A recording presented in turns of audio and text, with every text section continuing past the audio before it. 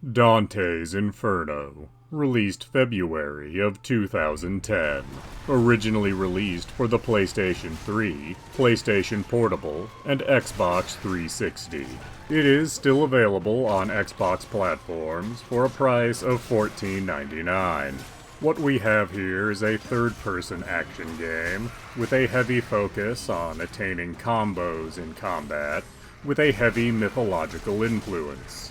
So what we have here is God of War, but replace the fun Greek mythology with overly edgy Christian mythology. And that is because this game is based off the first part of the Divine Comedy, also known as Dante's Inferno.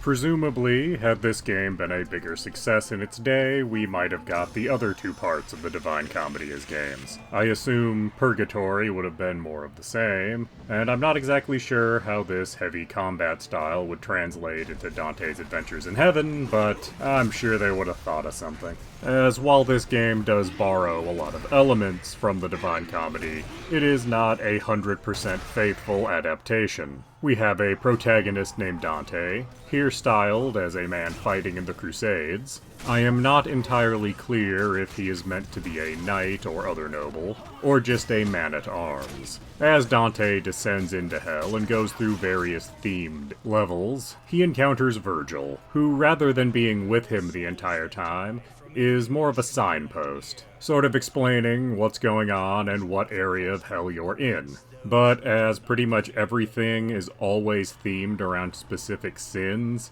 I don't think we really needed Virgil for this. And the whole reason that Dante is descending into hell is to find his wife, who in the original story was simply Dante's ideal woman. Apparently video game Dante got a little further with her. But anyway, when the game starts out, it seems surprisingly grounded, as we have Dante fighting in the Crusades somewhere. He's just fighting regular people, and this is clearly meant to be a tutorial. But pretty soon, Dante gets stabbed in the back and meets Death, the Grim Reaper. And I guess Dante is the first guy to ever fight back because he pretty easily kills the Grim Reaper and steals his scythe. I am somewhat curious how killing Death affects the world at large, though we never really get an answer to that. I'm also curious if some other Christian mythical figure takes over for the Grim Reaper. Does Death have an understudy? Apparently Dante fought back because he was told he was going to hell, despite apparently having made some kind of deal with the church to not go to hell. Apparently the church didn't actually have the ability to make that deal. And it's also kind of weird, since Dante fought off Death specifically to avoid going to hell, that he then immediately descends willingly into hell. I'm just saying, we didn't need to have that boss fight if that's what he was gonna do. But from there, you have a lot of combat, and some minimal puzzle solving. And every once in a while, you have the opportunity to save a famous person from hell by playing a rhythm minigame. You also have the option of going holy or unholy. Holy gives you powers with the cross and various divine magics. Unholy gives you powers with your scythe and various, hellish magic, I suppose. And which path you end up going down is determined by whether you try to save souls or leave them damned in hell. You could hypothetically pursue both paths, but the best abilities are fairly late in the trees, so it's better to think about how you like to play, and then either save or damn accordingly. The voice acting's pretty competent and kind of over the top for the most part.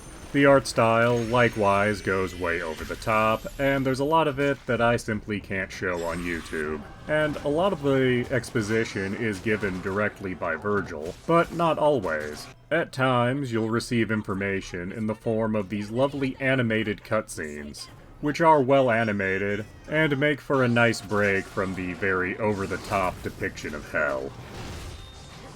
So is Dante's Inferno worth your money? That is a hard question because it really comes down to, did you want a alternately themed early God of War game? And honestly, I kinda don't. The combat gets very repetitive, and the over-the-top depiction of hell just gets on my nerves. We get it. You're a big demon in charge of torturing people. Can we just get the fight over with, please? And honestly, I could see where Dante's Inferno and the Divine Comedy in general could be adapted into a video game. A very different style of video game, perhaps a point-and-click adventure of some kind, or an RPG more akin to something like Persona. But this button-mashing grindfest just didn't have a lot of charm going for it. So I would very much recommend that you save your $15. Please do subscribe, comment, like, and tell your friends.